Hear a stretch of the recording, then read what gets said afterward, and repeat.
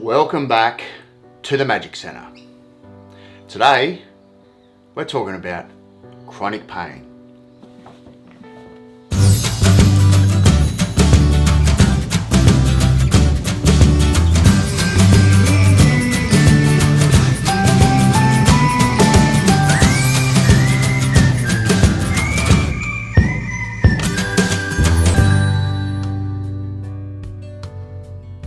Right guys, so a lot of this information is out there on the interwebs, on the Google, on the Yahoo, wherever it is you search. I've got a lot of this information from a few different sources, like pain specialists I've seen in the past, and I'll talk to you a little bit about that. And main one, painaustralia.org.au. Currently in Australia, there are 3.24 million people as of 2018 living with chronic pain. That's 53.8% are females, 46.2% are men. 68% of them are of a working age. There's around about 1.03 million over the age of 65 living with chronic pain. And another number that's quite startling about this is that between 2018 and 2050, that number is expected to go straight up to 5.23 million. So you can see that chronic pain is a disabling thing in our society, and something that we need to be more aware of and take care of. So what is chronic pain? Pain is not just a physical sensation. It can be brought on because of beliefs, attitudes, social norms, and can affect mental health and well-being. So two people could be experiencing pain or have this similar sort of thing and completely range on a different level.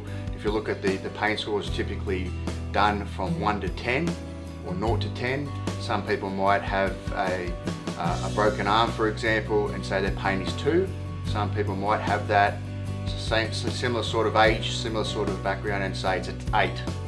It's just the way different people interpret pain. So it's different to acute pain. Acute pain is something that your body is telling you is in response to something, and telling you basically that you need to survive. Your body needs to do something to survive and need to take care of it and take immediate action. Chronic pain is typically diagnosed, I guess, longer than 3 months of debilitation, etc., where it just becomes part of everyday process of what you go through. Really nasty, really horrible. The other thing that I haven't spoken about or could mention is that there's so many different ways to classify these different areas of pain. I'm just focusing on a few things here today. One of the things that I'm lucky to be aware of is the use of pain specialists. Now, I experienced a thing after surgery in 2007 called neuropathic pain, which is basically pain coming through from a neural pathway where the brain misfires thinking there's pain in an area and it actually isn't. So I'd be walking along, I'd just walk along and you let these electric shots through my ankle. And luckily, working in the medical game as I am, I was diagnosed by an anaesthetist, and I got in to see David Gronow of Parramatta's pain specialist, which I'll put a link onto here. But unfortunately, the information out there says that only 15% of people are recommended to go see pain specialists by the GPs. Now, I'd always encourage everyone, if you're suffering from chronic pain or pain for a long period of time, that the GP is your first port of call.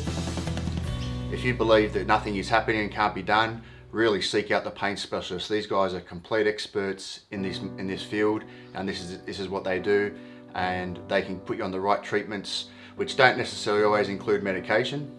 There's a range of different things from medication, psychology, treatments such as neuromodulation, acupuncture. There's lots of different ways that they do it. It's all about assessing each individual person and coming up with a game plan for that person. And of course, if you're a chronic pain sufferer, it's going to affect your mental health. Nearly 50% of people experience depression, 2 to 3 times more likely to be suicidal. Major depression is huge. Major depression differs from normal depression, and I can't go into that right now, but it's a more debilitating type of depression, and it's really, really nasty. Generalized anxiety is huge for people with chronic pain, the fear of going out becomes so intense that people, as I said, become isolated.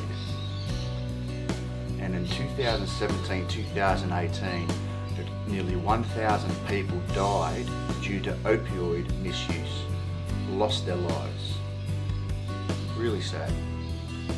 Have to do something about this.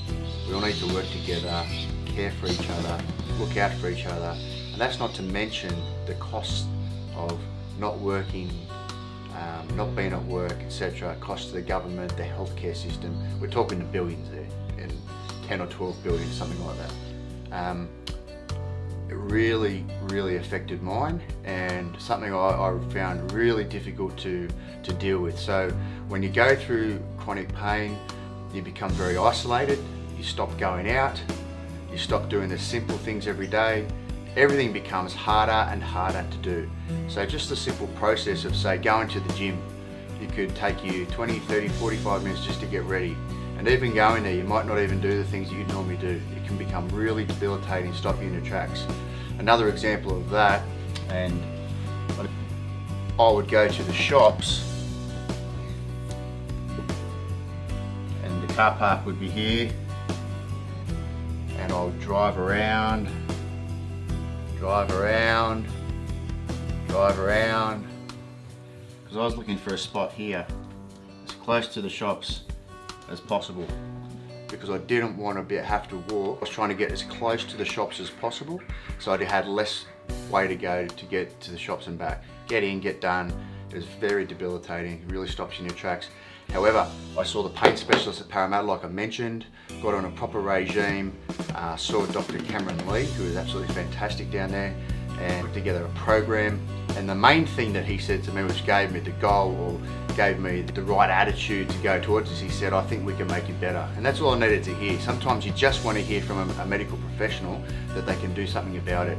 And he gave me that, and he said that we can do that. Now, I was on certain medications for about a year and a half, and as soon as I started to feel better, a little bit better, I started to exercise. Getting back into the routines of things is probably the best thing you can do. Going back, getting different treatments like from physio, from chiro, getting back into the gym, getting massages, whatever you need to do. As soon as you start to feel a little bit better, you've got to start moving again and getting the body going. Guys, that's all I wanted to have a little chat to you about. If you've got chronic pain, speak to your GP, ask them about pain specialists. They can really help you.